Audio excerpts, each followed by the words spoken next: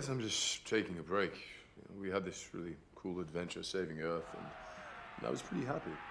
Anyway, so I needed some me time, and I came to Australia, and that's when I moved in with Daryl. Hello. And here we are.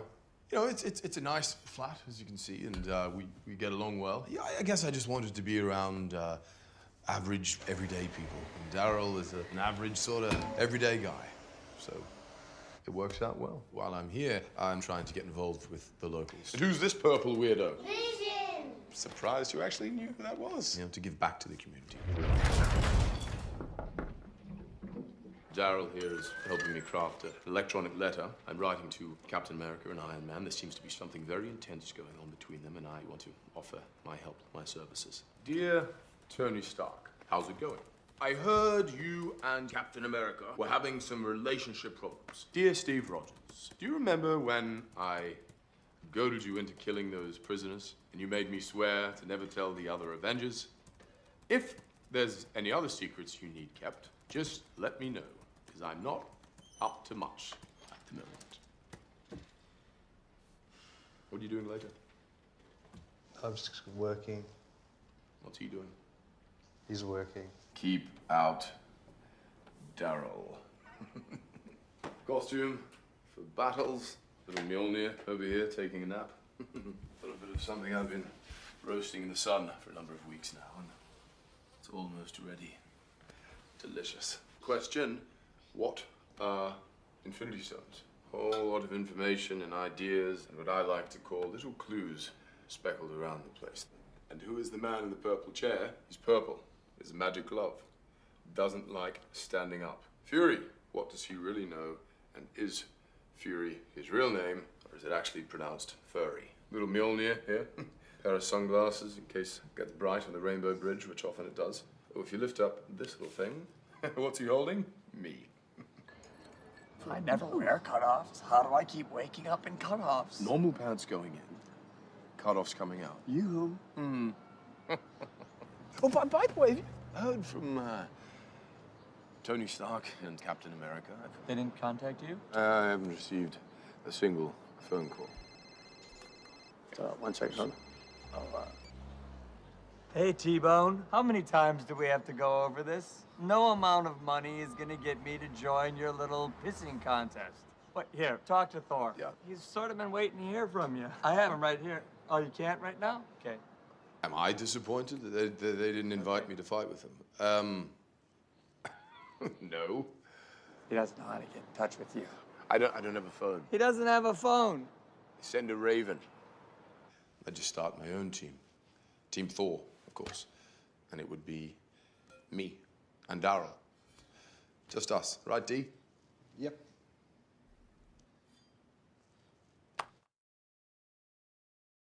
The hallways were dripping with blood and gore. And then I removed the villain's head from his body. His guts flew everywhere. And of course, I ate his eyeballs so we could never find his way back to the halls of Valhalla. I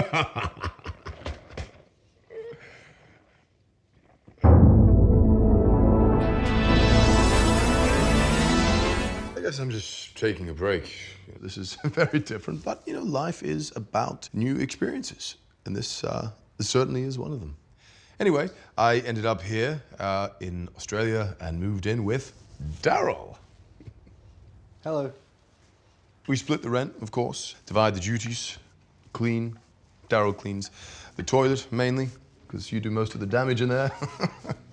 I'm a prince from another world, and I'm used to giant, shiny, golden castles, so this is kind of ridiculous in a lot of ways, but you know, I'm managing. Thor's great. He's kind, he's very strong. He has a particular point of view, but there's another side, which I understand it can be frustrating. Connect 4.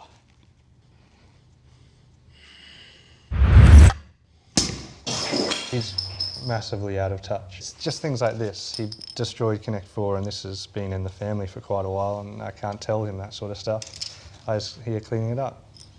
He just doesn't seem to have a concept of time. I say bills are due fortnightly, and he really deals with things in centuries, I guess. He's often said, I'll get to it next century. I pay rent with these things. One's a pumpkin, and these Asgardian coins, they're not worth anything. In Asgard, these coins are worth a gazillion human dollars, okay? There's a gazillion, you're rich. There's a gazillion. Gazillion. No one will exchange these. Go to the market, set up a stall, and write Asgardian ware. Previously owned by Thor. I'm a celebrity that will sell like hotcakes. You might need to think about getting a job. Get a job? Are you serious? Yeah. I have a job. Do you know what my job is? I save the planet. Yeah. Maybe you should get a job. I have a job. Really? Hitting the machine with the words that come out of it. Oh, this is knowledge. Knowledge is power. No, it's not. Knowledge is not power. That's power. The brain is a muscle, and that's a muscle, and that's a muscle. And they are all muscles. This is all muscle. So I am covered in brains, and I have more brains than you. So do you think maybe we could just think about... I think we need a servant. I don't think we can get a servant. We should get a servant. I don't think we can it's get a settled. servant. We're getting a servant. That came out of a conversation about me saying, could you pay some rent? And then his next thought is, I'll get a servant. I don't see how those two things are connected. So, Shane, there's nothing too hard, really. The usual stuff, polishing this guy here, cleaning my armor. After adventures and battles, there'll be blood and sweat and grime on them. Sharpening my swords, writing of my legendary tales. But really, Shane, the main thing you'll be doing as my servant is to get a job and to pay my rent. And you'll be paid in Asgardian gold. How does that sound? Excellent. Oh, you're hired. Now, bring me some more mead. He's essentially an illegal alien. I'm dreading the knock on the door and his reaction to, where's your passport? We were all the best of friends, and then they had a disagreement, stopped talking, and there was a fight. But not one of them bothered to call me. And that's just one thing that you'll have to learn about life. That friendship is not forever. That nothing lasts. Nothing. Earth is a place that I've come to love.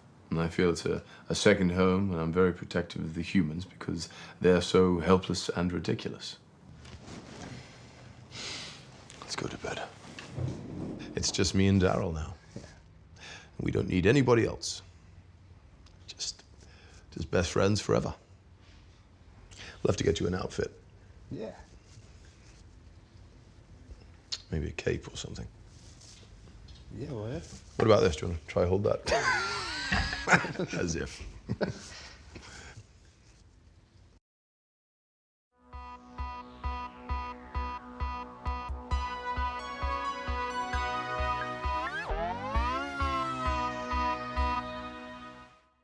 So my last housemate left all of a sudden, but fortunately through my work, a position came up in Los Angeles, so I needed to find a new housemate. Hello? The Grand Master was the only one who answered my Craigslist ad. Imagine that. I was the only one. Well, lucky me. At first I thought he was just another Hollywood-type person. Then I realized he was more than likely from another planet. I like learning about your culture. What do you call this? Toast. Yes. I come from Sakar. It's a haven for lost things. That sounds kind of poetic, but it's really kind of a catch-all place. And now, without boring you with the details, I had formerly, and for a rather long period of time, an assistant/bodyguard named Topaz. And now, I'm looking for a new assistant. And you know who seems to fit the bill just perfectly, believe it or not, is Daryl. He's starting to make me dress up in Topaz's armor. He's getting me to do a lot of things for him. Do the dishes, drive him around, and I also do his laundry. He says he's over 1 million years old, which I find hard to believe because he acts quite young, almost immature. He is a really nice guy. It's the first thing I noticed about him. He's very charming and persuasive, but sometimes he completely loses his temper. Damn it, God damn it! I don't do this for everybody, but I'm going to share with you some of the drawings that I've made here in Daryl's house. They're all of Daryl. Now watch this. So here's the first one. I gave him an extra long tie. Tiggle, tiggle, tiggle. This is Daryl on a horse. Oh, he's so happy. And the horse has my face. Did you notice? That's also Daryl as a crying cyclops. Oh, my golly. Well, look at this. Here's Daryl asleep right there. And of course, he's dreaming about me. My eye fell upon him, and then I kind of knew it right away. He's kind of like my muse. He just interests me strangely. What am I working on at the moment? Well, you know, I'm fixing to move in on this new planet. Now, I've kind of taken a liking to it, so I'm gonna rule Earth.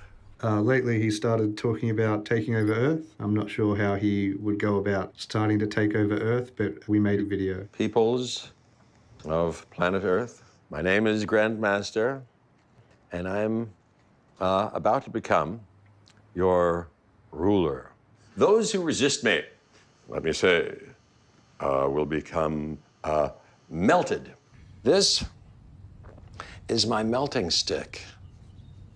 Yeah, if people displease me, I can melt them. How many views have we got now? 1. 1? That's not bad. But that's just us because we're watching it. Maybe you need to refresh the window. Okay. Okay. And how many views do we have now? Now we've got 2. Ah, good, 2. So now we're in business. But that second one is us too. We've seen it twice. We might need to make another video advertising the original video. You know anybody who could play music? Some of your work friends? From the top. Ready? 3, 4.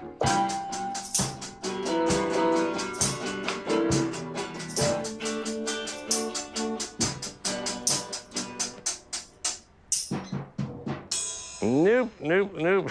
Wow, David. Why are you playing a Zimbaldorp when we're obviously doing a Zetz? Why are you doing that? I don't know what that is.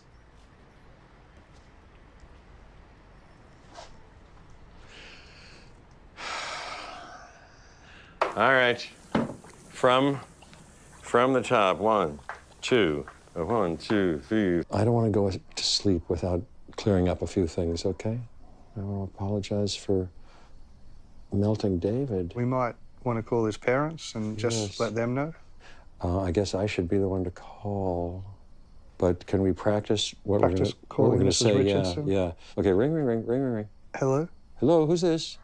This is Mrs. Richardson. Oh, Mrs. Richardson. I'm not sure if that's the best way to start. Well, let's see what happens. You try to channel her. Mrs. Richardson. Oh, how are you, Mrs. Richardson? You can call me Grandmaster. Mrs. Richardson, what are you wearing? I'm just wearing a nightgown. Oh, you've got to be kidding. What color? Blue. Oh, that's my favorite color. Mrs. Richardson, David's melted. So you may be wondering what will become of Daryl when I take over this planet. Well, he's going to rule beside me. Well, he's going to stand beside me. I'm not going to rule. I'm going to be ruling, but he's going to be standing beside me. And I don't like saying this, but you look at him and he stares right back at you, and I can't tell if he wants to just hang out or melt me. I love you, Daryl.